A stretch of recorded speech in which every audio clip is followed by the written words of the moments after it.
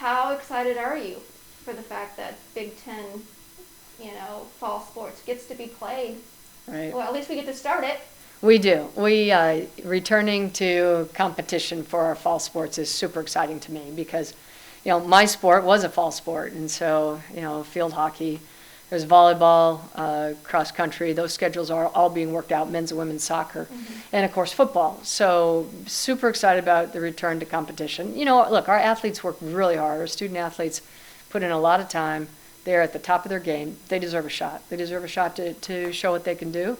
And it's also an Olympic year, so I'm hoping that some of the Olympic sports have opportunities to compete so that they can get ready for next summer. Was there a sticking point for you, or were you always on board with let's play fall sports, or were there things that you wanted to see done first before you thought this was a good idea? Well, first and foremost, all the Big Ten chancellors and presidents were really firm about putting safety first for our faculty, students, and staff. I felt that we had studied very carefully and put in place a great plan for return to campus activities. So there was never a sticking point for me. I knew that we had put in a lot of work. We were testing at scale. We were tracing at scale. We were reducing our density of our class sizes, and we were aligning our gatherings with the governor's gatherings of no more than 10 people. So I felt that we had put in place a lot of those activities. In addition to, we retrofitted 450 classrooms in order to be able to do synchronous and asynchronous instruction.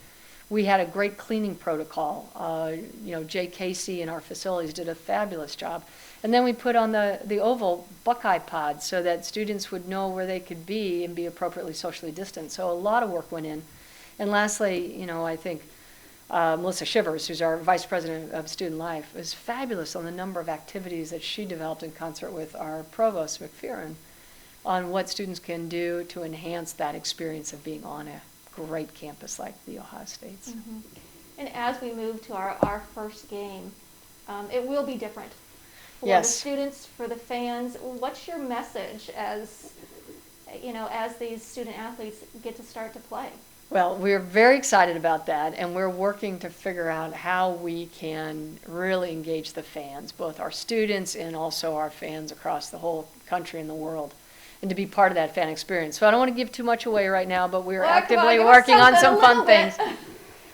So we're looking at right now, it's families only of the players, right? So we understand that, and that's probably be what it will be for the first few games. I'm going to wait till you'll be the first to know, though. Can you say that? You'll be the first to know on some of the things that we want to do, but we're trying to plan that kind of engagement. And there's some fun things. I just hoping that the technology will allow us to pull it off. So I'm just going to wait, although I'm dying to tell you. Oh, no.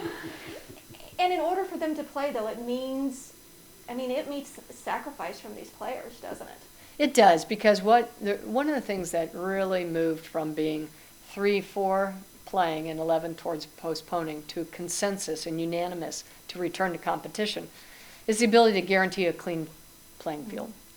And the ability to guarantee a clean playing field means that we need to be testing students, our student athletes, more often, because we're asking them to do things that we're not asking our other students to do. All of our students know if they wear a mask and stay socially distant, and they get tested once a week, because that's what the models show, that we can identify positive cases, isolate, quarantine, and trace, and treat if necessary. And it's worked.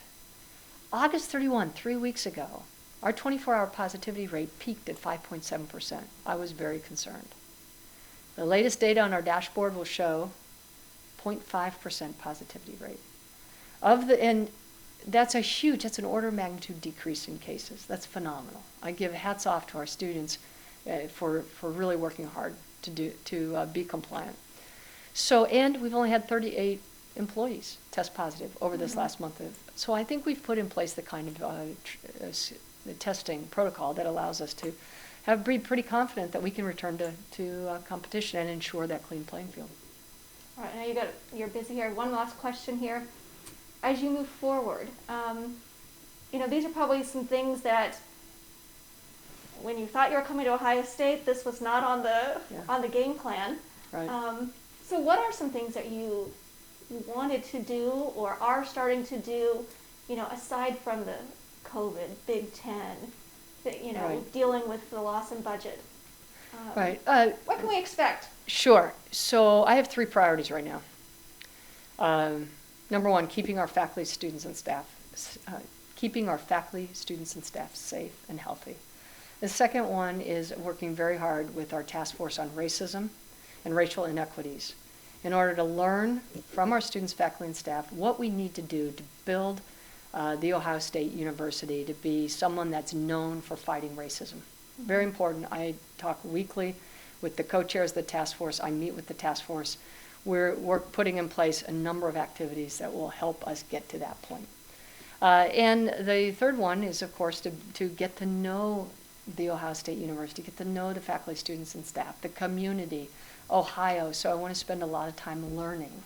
Because I think before you act, it's important to understand the culture, the context, and you'll be more of an effective leader. So those are my 3 top priorities for this semester. A priority as we move through the semester will be to start to build a shared vision for the next decade for The Ohio State University. And there's so much potential here that I'm very excited about what we're seeing and what we can do together.